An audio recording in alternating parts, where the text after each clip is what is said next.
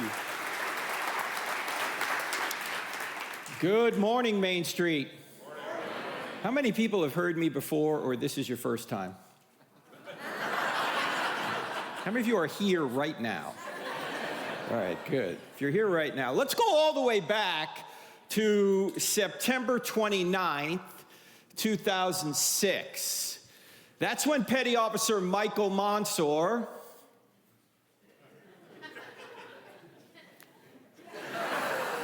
is a United States Navy SEAL operating in Ramadi, Iraq. Monsour is standing on a roof in Ramadi, and he's standing in front of a doorway to this roof. He has two Navy SEAL teammates lying in the sniper-prone position at his feet.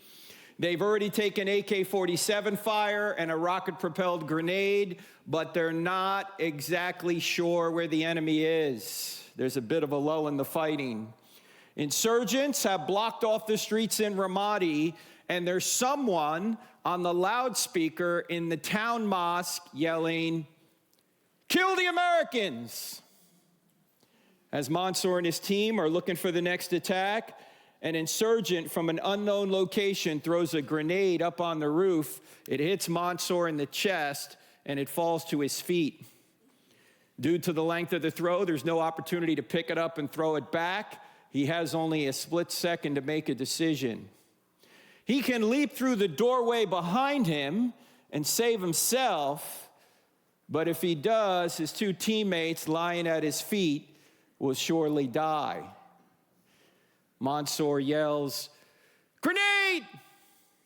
But instead of jumping backward to save himself, he jumps forward chest first onto the grenade. It detonates. 30 minutes later, 25-year-old Michael Monsour is dead. His two teammates lying at his feet receive only minor injuries because Monsour's body muffled the blast. One of the survivors said at Monsour's funeral, "Mikey looked death in the face that day and said, 'You will not take my friends, I will go in their stead.'" I've never seen a United States president cry until April of 2008. That's when President George W. Bush invited Monsour's parents into the East Room of the White House to give them their son's Medal of Honor posthumously. The president couldn't even get through the citation without breaking down. Since then, Monsour's high school in Garden Grove, California, built a new stadium. They named it Michael A. Monsour Memorial Stadium. The golden trident insignia that the SEALs wear dominates the 50-yard line. January 2019, North Island, California, just outside of San Diego, the United States Navy commissioned the USS Michael Monsour, the newest guided missile destroyer in the fleet. This is Monsour's mother, Sally, being escorted onto the ship named in honor of her fallen son. Now, why did they do this? Because Michael Monsour literally sacrificed himself to save his friends. There's no greater love than to sacrifice yourself to save your friends, said Jesus of Nazareth before he went to the cross. Michael Monsour sacrificed himself to save his friends. The question is, would anyone sacrifice himself to save you? And the answer is, someone already has. His name is Jesus of Nazareth. But a lot of people don't think the story's true. They think it's invented. After all, it was written down by religious people. We know religious people tend to embellish things. And it's got miracles in it, like a resurrection. Who here in this room has ever seen someone rise from the dead after you knew they were dead for at least 36 hours? Crickets. Yeah, none of us have. Why? Because it doesn't happen. And if you're a Christian, you have to believe something none of us have ever seen. How rational is that? Well, I actually think it's quite easy to show that Christianity is true. You only need to answer 4 questions. In other words, if you investigate these 4 questions, I think you'll realize that the answer to these 4 questions is yes. And if the answer to these 4 questions is yes, then Christianity is true. Not just true for me or true for you, but really true. What are the 4 questions? Here are the 4 questions.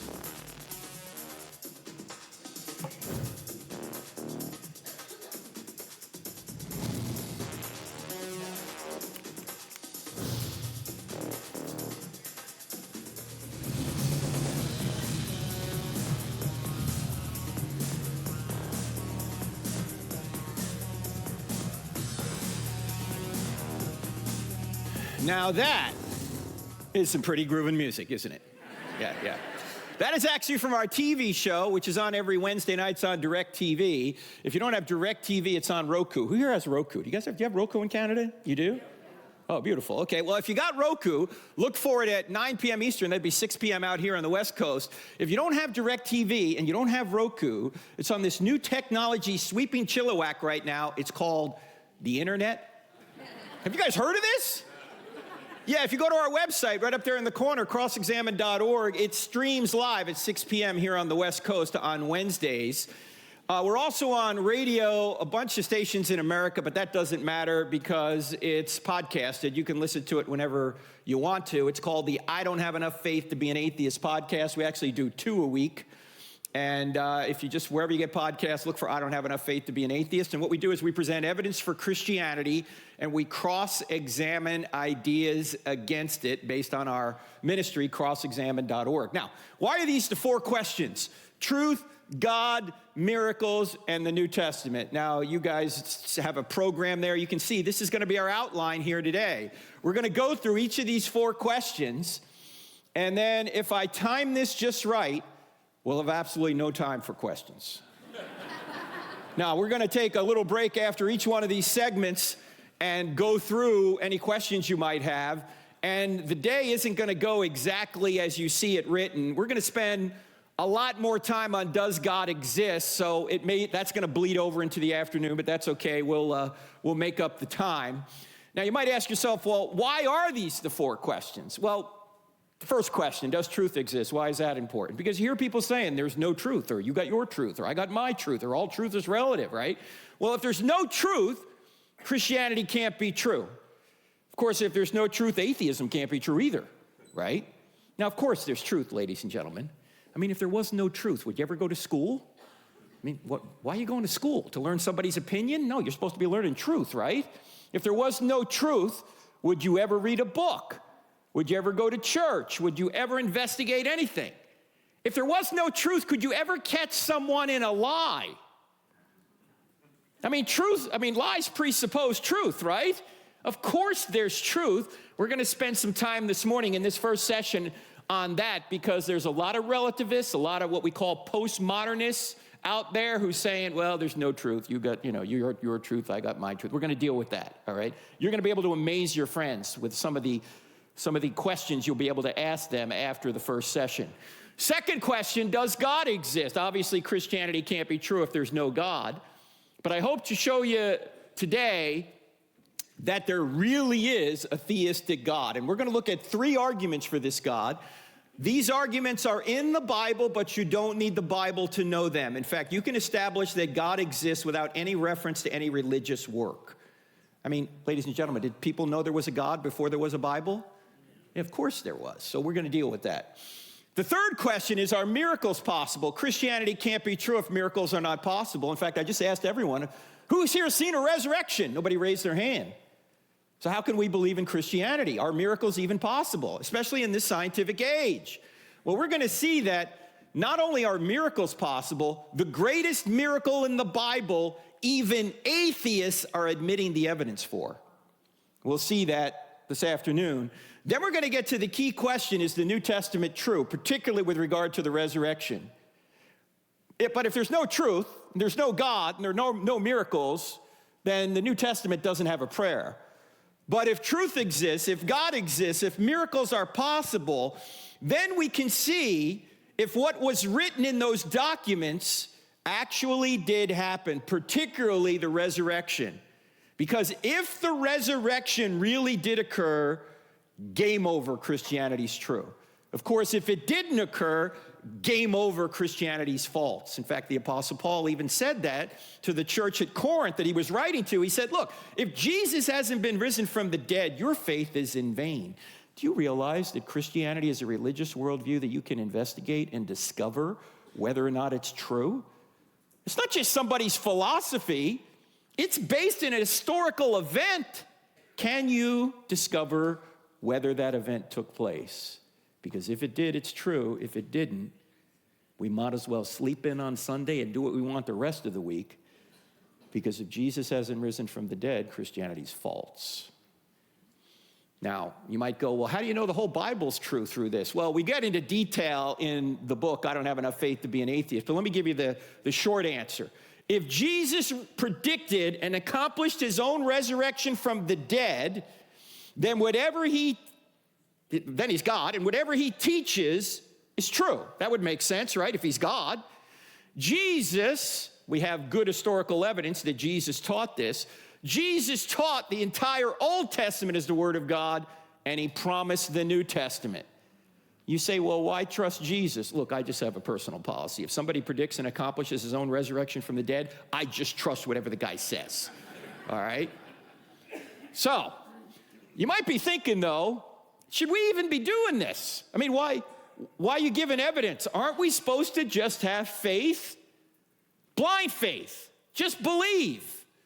No, 1,000 times no. In fact, it's throughout the scriptures, and of course it's just good reason. Why should you be a Christian and not a Muslim, or a Buddhist, or a Hindu, or an agnostic, or an atheist? I think you ought to be a Christian because it's really true, and you can show it's really true. But this entire conference is built on this passage from Peter, who said this: always be ready to give an answer to everyone who asks you to give the reason for the hope that you have, but do this with gentleness and respect. Now, the gentleness and respect thing is hard for me because I'm originally from New Jersey. All right? But you're supposed to give evidence that it's true. And so what I want to do is give you evidence that it's true. And what we're going to do is we're going to start right here at point 1, does truth exist? You guys ready to go? All right. Now, whenever you start talking about truth, you always have to start with Jack Nicholson. Right? Because Tom Cruise had him on the witness stand, and he said to him, Colonel, I want the truth. And Nicholson said, you can't handle the truth.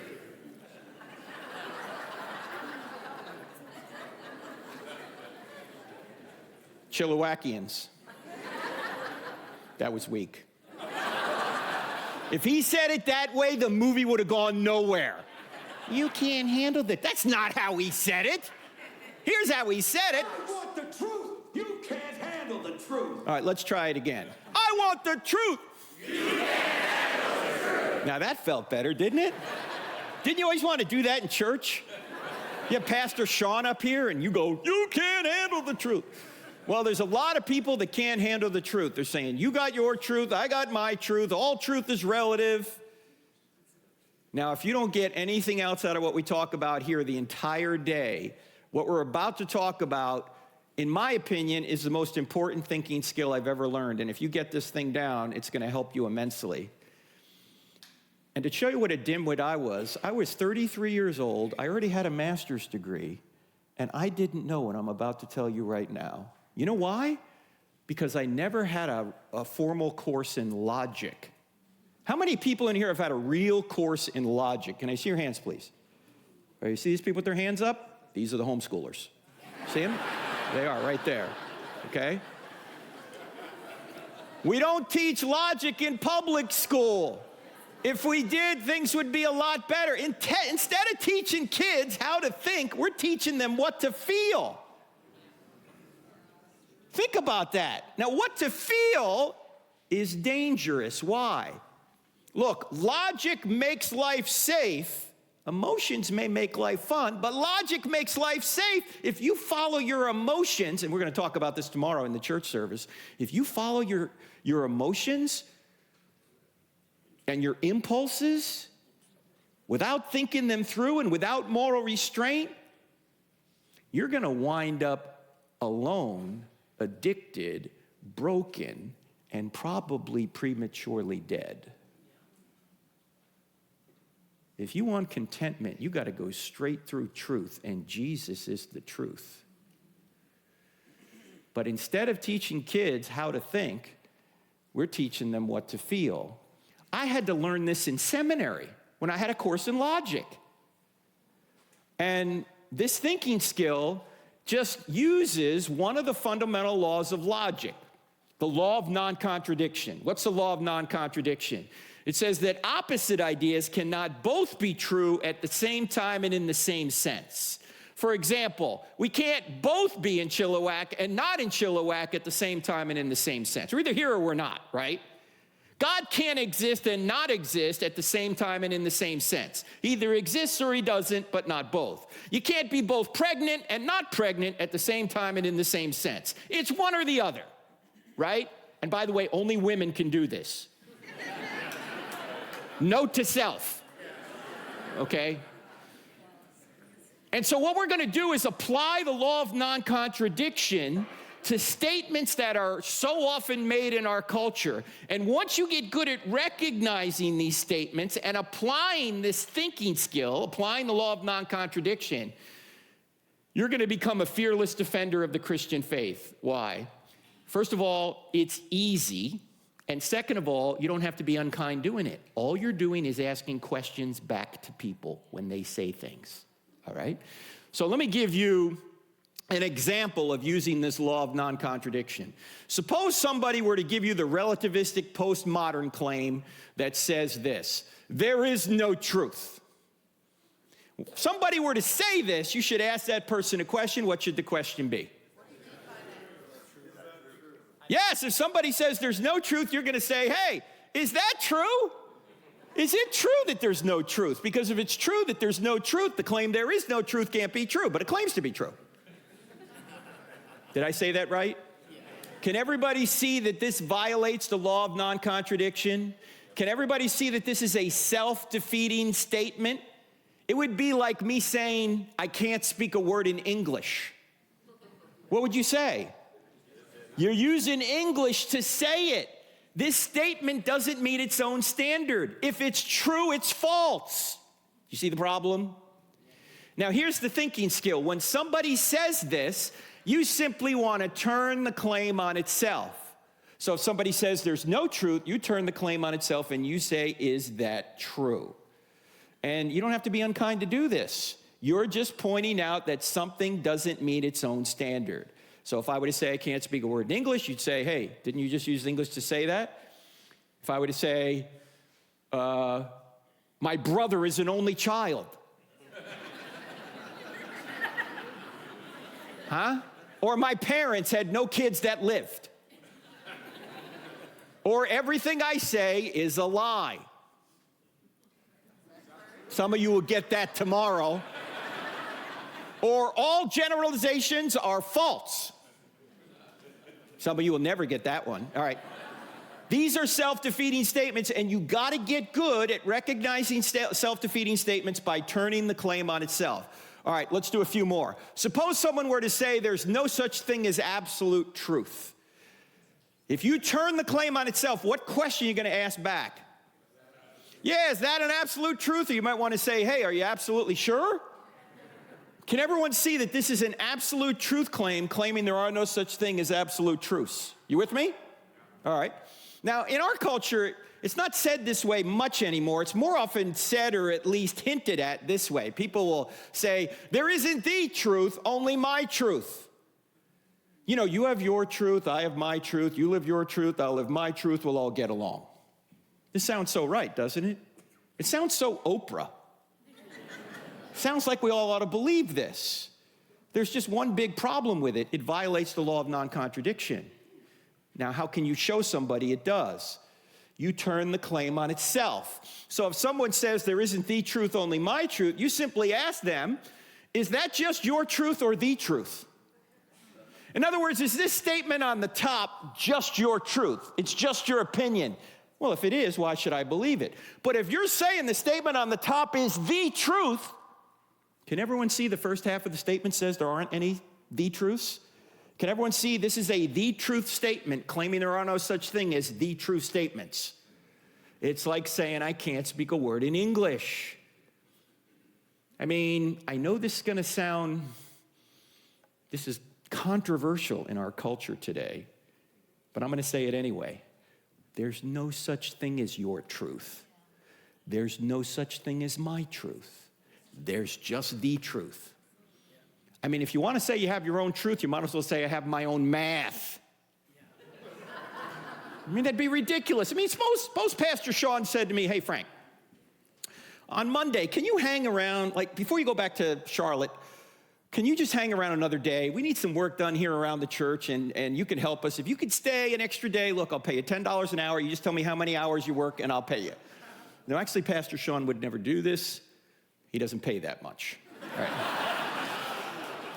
But anyway, let's say I hung around, and I worked the whole day Monday around here. By the way, it's a great facility. You guys got a lot going on. But let's say I did, and he says, okay, what do I owe you? I worked the whole day, 15 hours. I said, okay, Pastor Sean, I worked 15 hours at $10 an hour. You owe me $150,000. He's going to say, what? I don't owe you $150,000. I owe you $150,000. And I go, oh, no, you don't understand. I have my own math.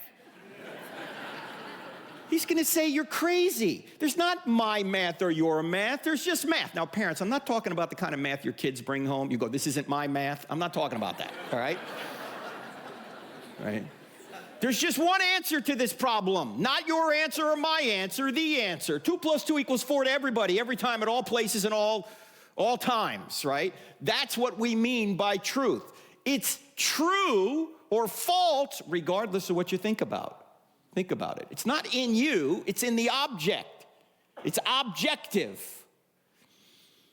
Now, sometimes it's not said this way. In our culture, sometimes it's actually said this way. It's true for you, but not for me. Well, Christianity may be true for you, but Buddhism's true for me.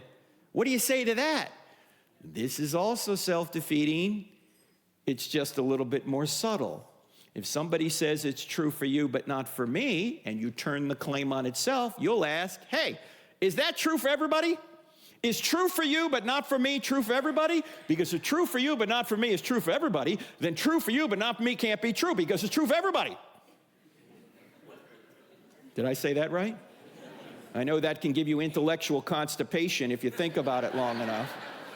But that's because it's self-defeating. Again, it's like saying I can't speak a word in English. Actually, there's a more fun way of dealing with this. If somebody says it's true for you, but not for me, say, sure, try that the next time you get pulled over.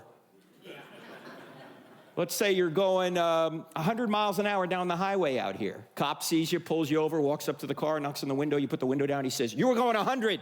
It's easy to get out of a ticket. 100 miles an hour, so I should be using kilometers per hour. You're going 200 kilometers an hour. He said, you're going 200. You know how you get out of a ticket? You simply look back up at him and you go, ha, that's true for you, but not for me. And you speed away.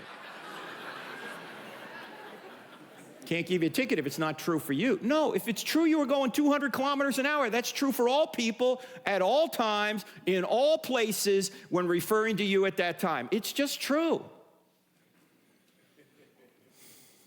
You know, I go to a lot of churches. I normally ask people, hey, do you think Christianity's true? And most people will say yes, and then I'll ask them why. Do you know what answer I get more than any other? Because I have faith. Is that a good answer? Does your faith change whether or not God exists or Jesus rose from the dead? No, your faith doesn't change a thing about those things. Either God exists and Jesus rose from the dead, or he doesn't exist and he didn't rise from the dead, regardless of what you think about it. I mean, do you have to believe something to make it true? Do you have to believe in gravity to stay on the ground? Do people who don't believe in gravity float away? Hey, look, there's another one. Hey, if you believe, you'll come back. No, that's not the way it works. You say, why is the Bible always talking about faith? Because there's two kinds of faith, and this is a very important distinction. There's belief that, and then there's belief in. Belief that is getting evidence that God exists, that Jesus rose from the dead, that the Bible writers are telling the truth. That's what we call apologetics, 3:15. That's what this conference is all about. We're giving evidence that something is the case. But all the belief that in the world won't get your moral transgressions forgiven. For that, you got to go from belief that to belief in. There's a difference. You can know something's true and not assent to it. In fact, James, the half-brother of Jesus, who wrote that little book in the New Testament called? Man, you guys are sharp this morning. James says even the demons believe that God exists, but they tremble. Do you know that if God exists, and he does, and if demons exist, and they do, just watch the news, that demons know that God exists better than we do? Yeah, they're in the spiritual realm. But they don't trust in him. They don't want to trust in him. There's a difference between belief that and belief in. And we know this in relationships, don't we? In fact, when I first met my wife 38 years ago, I got evidence that she'd be a good wife, but all the evidence in the world didn't make her my wife. I had to take a step of trust in her to ask her to be my wife. And in a momentary lapse of judgment, she said yes. That's the difference between belief that and belief in. One is just of the head, the other is of the head and also the heart. And most of the time when the Bible's talking about faith, it's talking about the second kind. It's talking about after you know that Jesus is the Savior, trust in him. In fact, a number of years ago, I was at the University of Michigan debating an atheist by the name of Eddie Tabash, who was a Beverly Hills attorney. And during the debate, we got to ask one another questions, and he asked me this question. He said, Frank, you know, my mother was a survivor of the Holocaust. Toward the end of her life, after a life of pain and suffering, somebody offered her the gospel, but she rejected it, and then she died. Is she in hell right now? So I said, Eddie, I don't know where your mother is now. I don't know if she had a deathbed conversion. But if she did not accept Christ before she died, then God is too loving to force her into heaven against her will. See, the assumption is everybody wants to go to heaven. That is not true. Who's in heaven? Jesus is in heaven. There have been people running from Jesus their entire lives. What's he going to do in the afterlife? Going, hey, where are you going? You're with me now. Get over here. That wouldn't be right. You say, but what's all this business about hell? Well, I asked the audience at Michigan, University of Michigan, this question.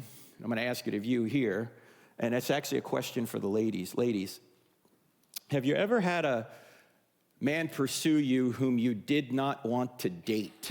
Yep. Some of you going, yeah, and he's sitting next to me right now.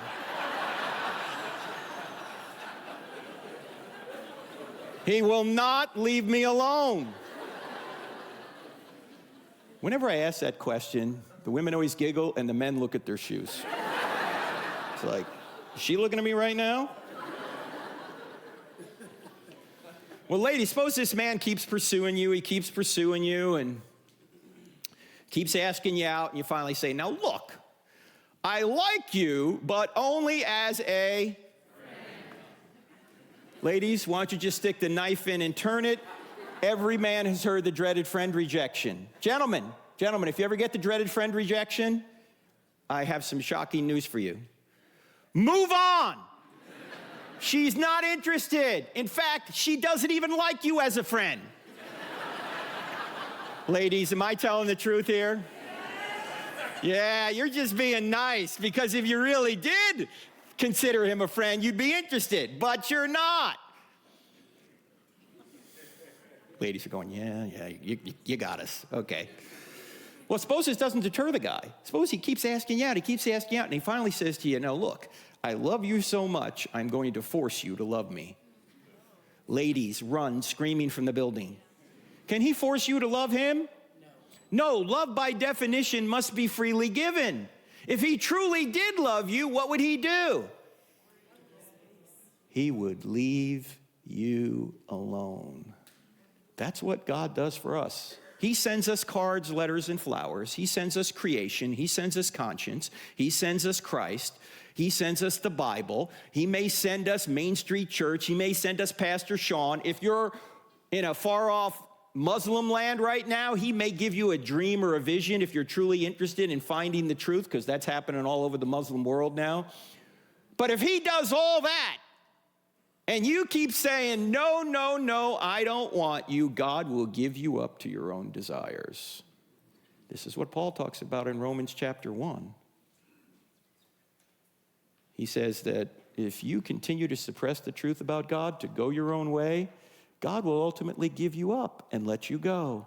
And if you want to see a perfect description of our culture, both in America and in Canada, all you need to do is read Romans chapter 1, verses 18 to 32. Because he talks about how people suppress the truth and unrighteousness to go their own way, particularly with regard to sex. And if that continues long enough, God says, they don't want me, I'll let them go. And it gets to the point where people are not only doing evil, they're cheering on other people who are doing evil. That's what's going on right now. God is not going to force you into his presence against his will. You say, well, what could hell be like? Think about this.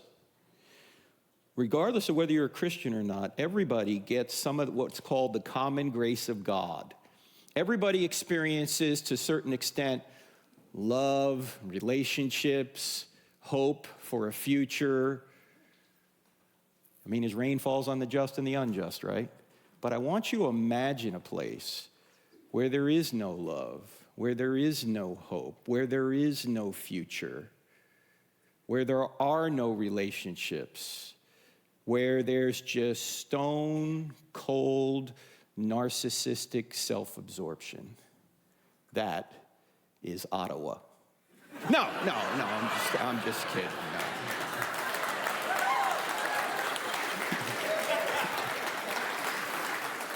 That's hell, ladies and gentlemen. You're cut off from the ultimate source of goodness by your own choice.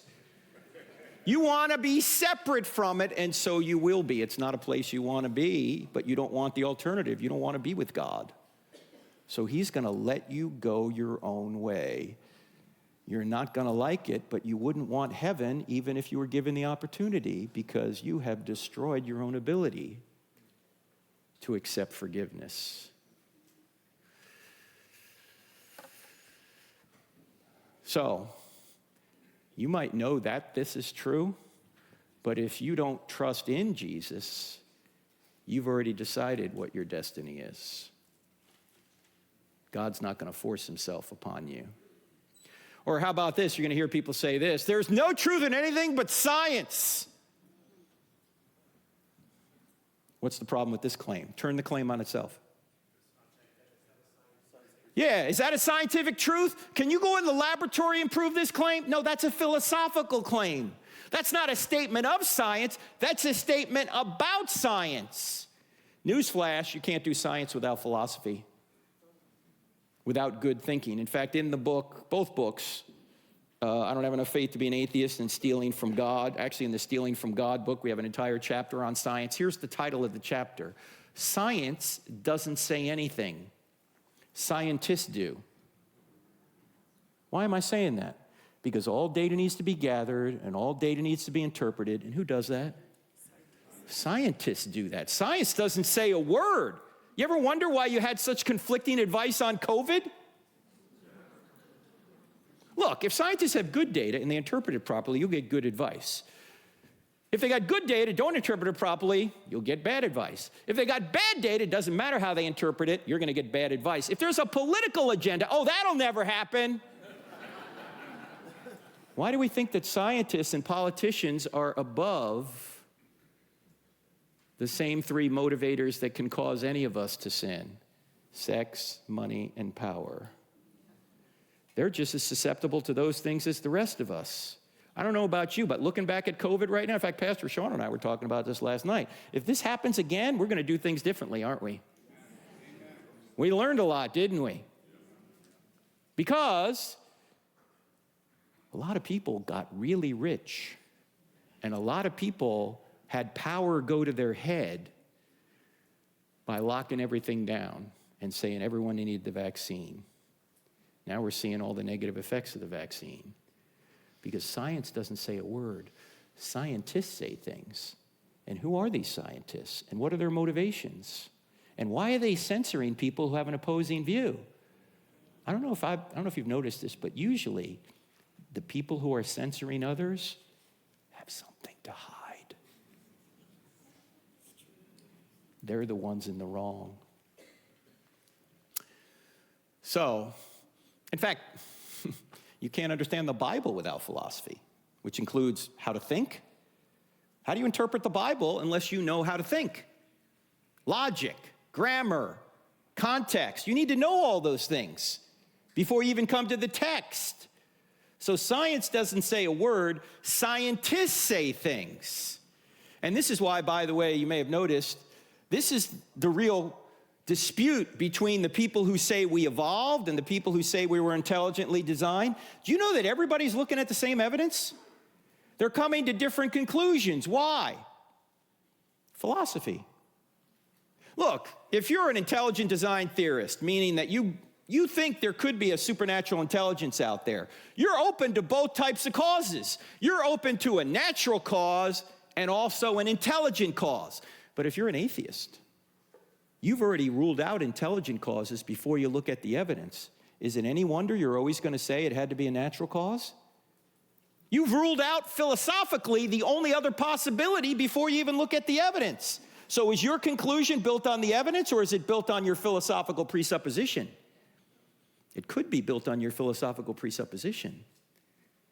So science doesn't say a word. Scientists say things. Now, of course, science has made life wonderful in many ways.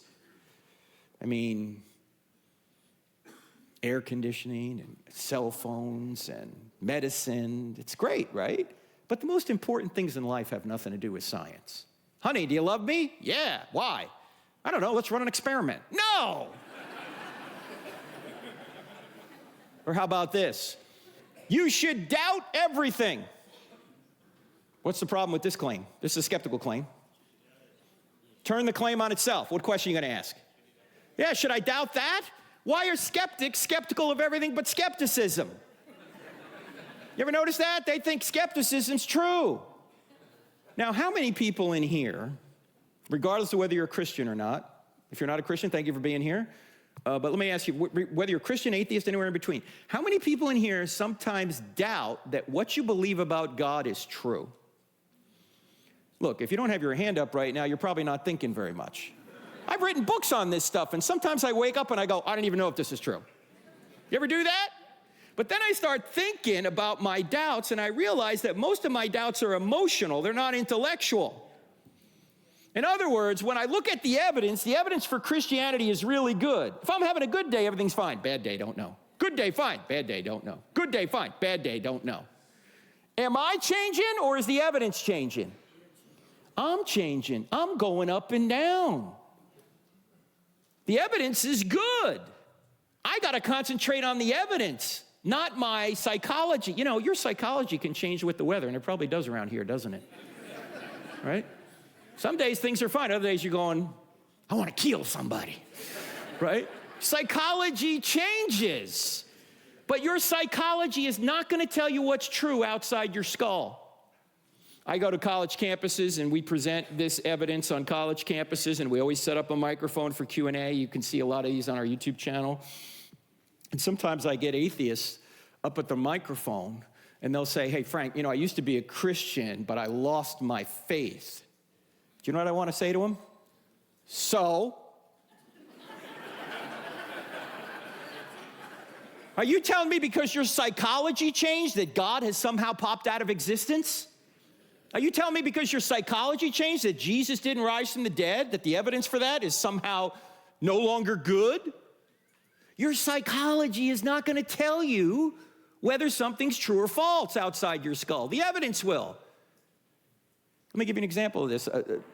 Maybe some of you in here are afraid to get on an airplane. You're scared to death to get on an airplane.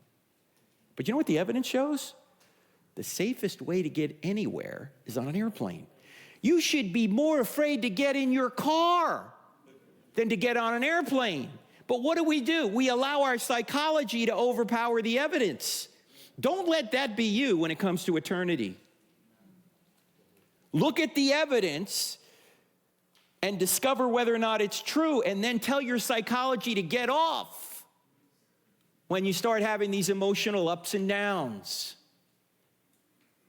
Now, if you do that, if you begin to really look at the evidence, you're going to realize that Christianity, beyond a reasonable doubt, is true, and then you can start doubting your doubts. And if you start doubting your doubts, then you're back to knowing something for sure.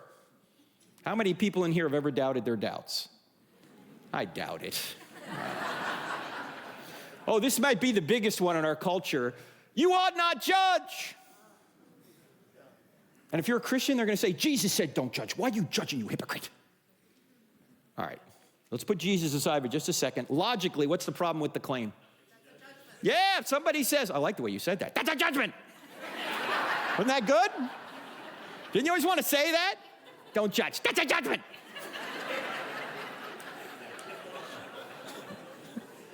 Yes, it is. Isn't that a judgment?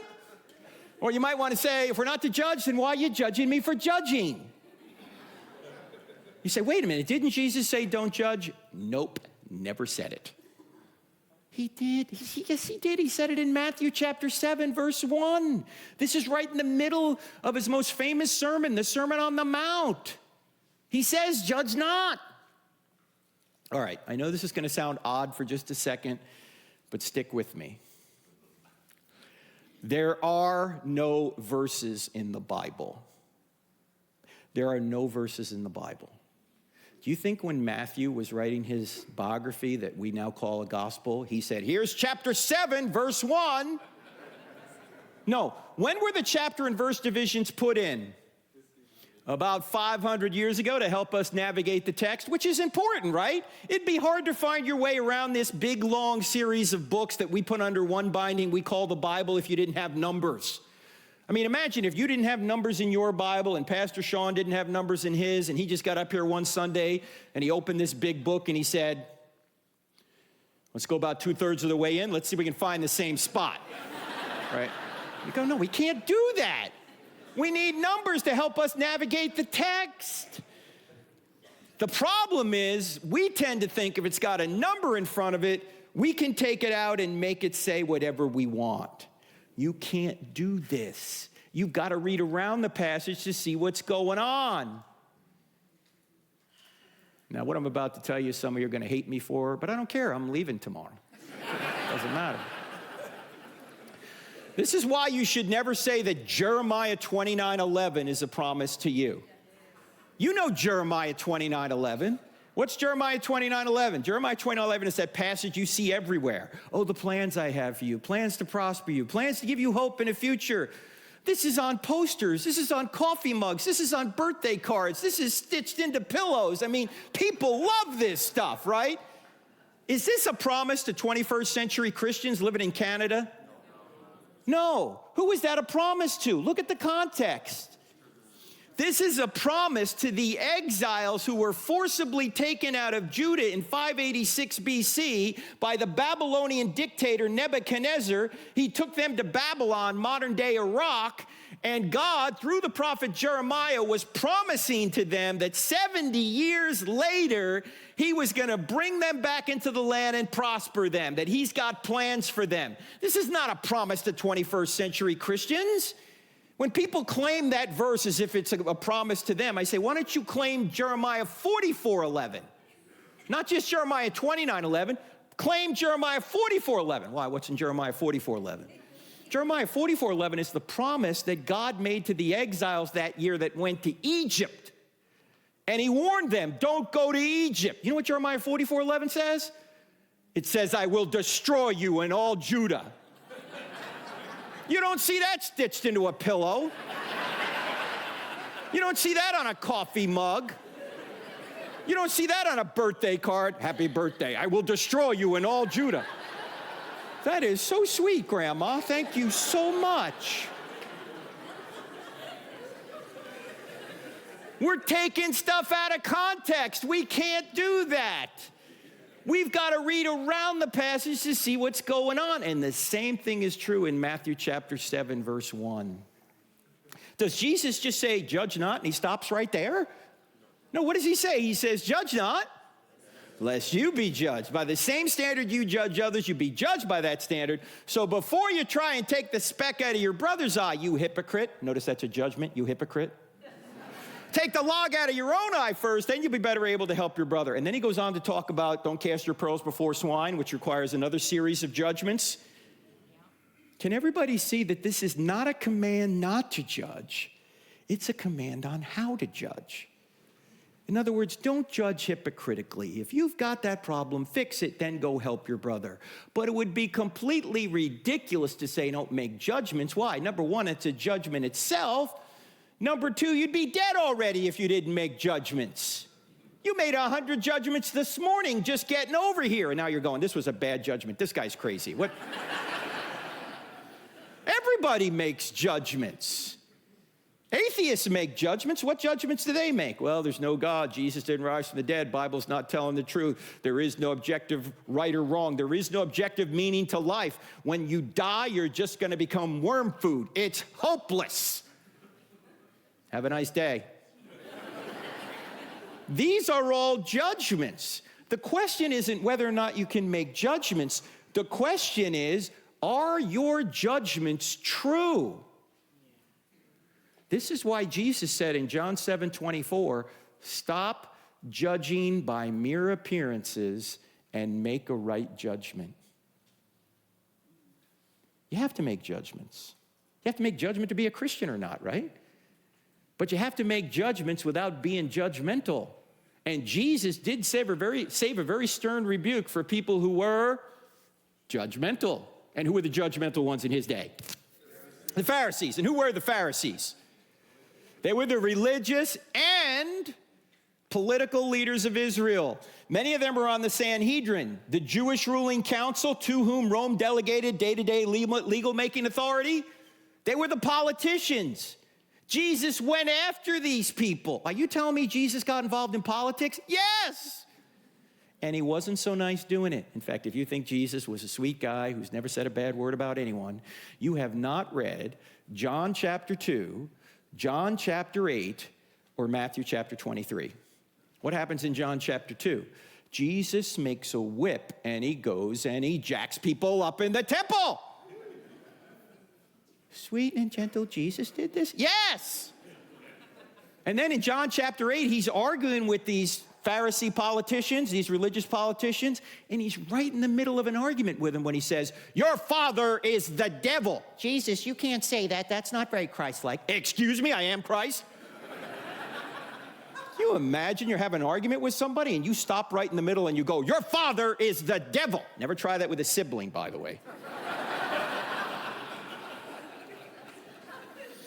And then in Matthew 23, Jesus really goes off on these Pharisee politicians. He says, woe to you, scribes and Pharisees, you hypocrites.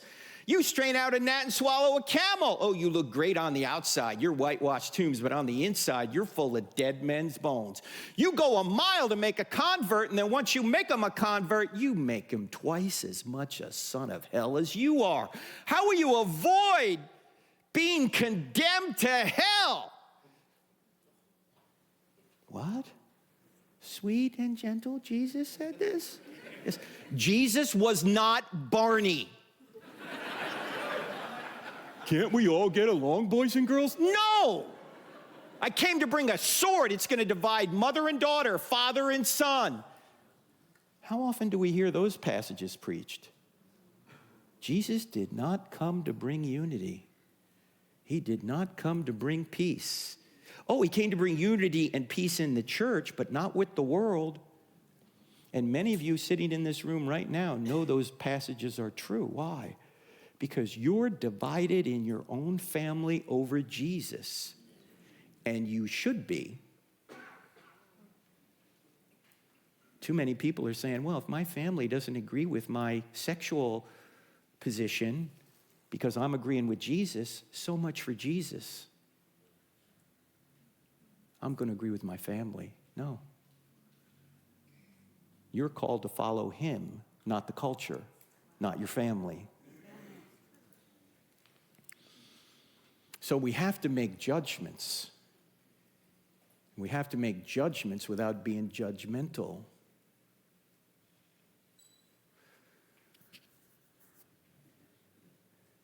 I don't know where we get the idea that Jesus was some kind of wimp. Why did they kill Jesus, by the way? Did he get killed for skipping around saying, love your neighbor? Love your neighbor. What? You must die. No, that doesn't get you killed. You get killed for claiming to be God. Why? Because that's blasphemy to the Jews and sedition to the Romans. You also get killed when you speak truth to the power of Caiaphas, who was the high priest. Look, I think Caiaphas knew that Jesus was the Messiah. Why? Because right after Jesus raises Lazarus from the dead, Caiaphas says, it's better that one innocent man die than the whole nation perish. Caiaphas didn't want to lose his job. If Jesus succeeds, he's out of a job. There's no need for a temple. Why? Where's the temple? Look around the room. You have a bunch of temples right here. You're the temple now. You don't need Caiaphas anymore. So Caiaphas had him killed.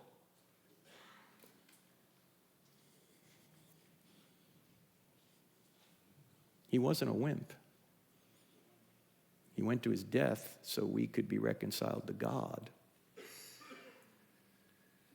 And by the way, when you tell somebody the truth and they don't like it and they get all mad at you, you just help convict them. As Augustine said, we love the truth when it enlightens us. We hate the truth when it convicts us. A few military people in here, and by the way, I was in the Navy for 8 years, which stands for never again volunteer yourself. You always get more flack when you're over the target. If you tell somebody something that's true and they're shooting back at you, you're over the target. They don't want their evil deeds exposed. Men love darkness rather than light. And when you start to expose darkness, people get angry with you. Notice that? In the name of inclusion, tolerance, and diversity.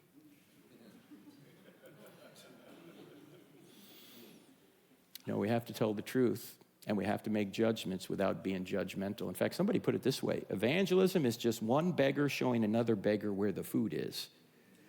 Do you know that none of us are going to make it to God because we're any better than anyone else? We're only going to make it to God because of what Christ has done on the cross. We don't earn our salvation. It's a gift. It's grace. We simply accept it. And out of accepting it, then we live a life obeying his commands out of gratitude for what he's done. We're not working our way to heaven. We're working from our salvation, not for our salvation. Does that make sense? So we've got to make judgments without being judgmental. Now, we could do many more of these, but we're running out of time for this segment. I just want to sum up the segment this way. Can everybody see that this statement right here shoots itself?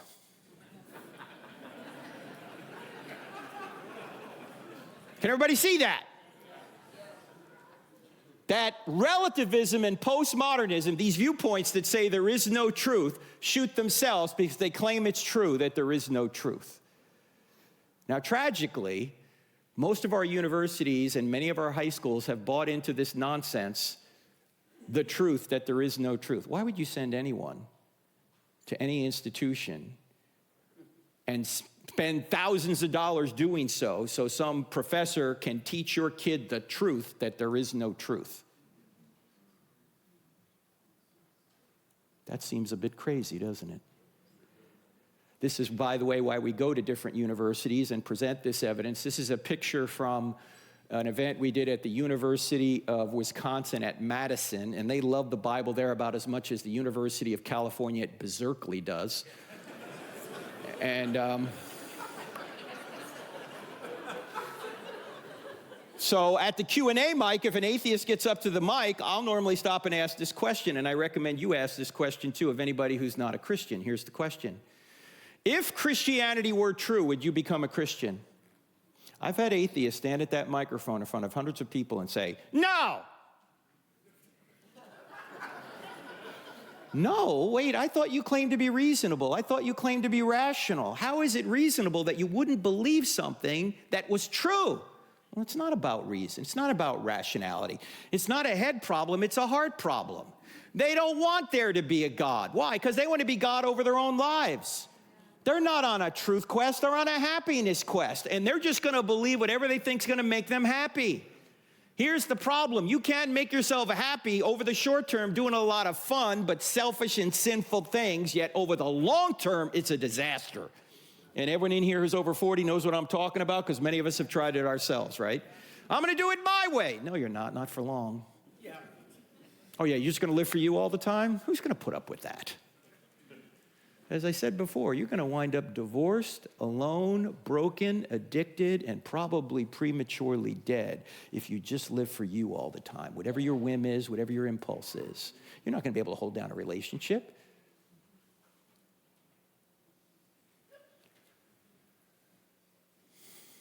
So always ask people, if Christianity were true, would you become a Christian? If they hesitate or say no, it's not a head problem. It's a heart problem. In fact, let me just do a little informal survey here just to drive this point home a little bit. I want everyone in this room, this is just for Christians, by the way. Christians, it's just for you. I want you to think of somebody you know who's not a Christian whom you'd like to be a Christian. Friend, relative, somebody like that. Everybody got someone? All right, don't point at them. All right, here's my question. Is the person you're thinking of right now on a relentless pursuit of truth? They want to know if Christianity's true. Or are they apathetic or maybe even hostile to Christianity? How many people say the person I'm thinking of is on a relentless pursuit of truth? They want to know if Christianity's true. 1, 2, 3. 4.5 hands. How many people say the person I'm thinking of is apathetic or hostile? Yeah, look around the room. Wherever I go, it's either 99-1 or 100-0. The truth is, most people are looking for God like a criminal's looking for a cop. They're running. They don't want it to be true because they're not on a truth quest, they're on a happiness quest. So what can you do about that? Ask them the question. Now, what happens if they hesitate or say no? Here are 4 things I think you can do right off the bat. There may be more than this. These are just the 4 I thought of. Number 1, pray. You should always be praying, right? Number 2, plant seeds every now and then. Seeds that show them their worldview is false and Christianity's true. Not too much, because you do it too much, you're going to get annoyed, right? Just plant seeds. Thirdly, you can love them. Now, love doesn't mean approval. In fact, we're going to talk about that tomorrow during the service. Does love mean approval? And then finally, you can wait. Wait, what do you mean? Look, people don't change their worldview overnight most of the time.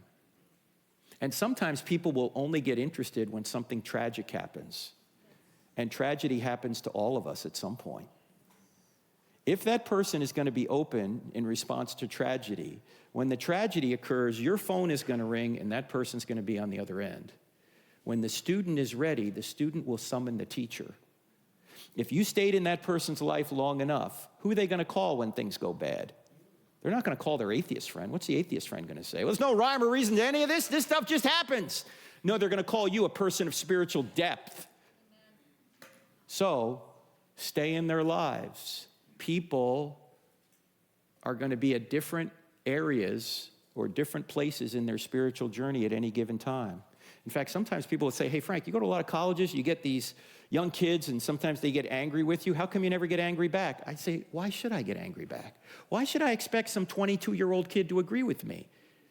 I mean, I'm 62. When I was 22, I didn't agree with my 62-year-old self. Why should I expect a 22-year-old kid now to agree with me now? And ladies and gentlemen, why should you agree, or why should you think your friends and relatives ought to be right where you are now in their spiritual development as you are? Why should you think that? You got to give people some grace. You got to be a catalyst to help them move closer to Jesus, but don't expect them to be right where you are right now. You weren't right where you were 10 years ago. Right? This is why Paul says, look, I was an insolent and arrogant man, but Christ showed me mercy. So just give people some grace and some time.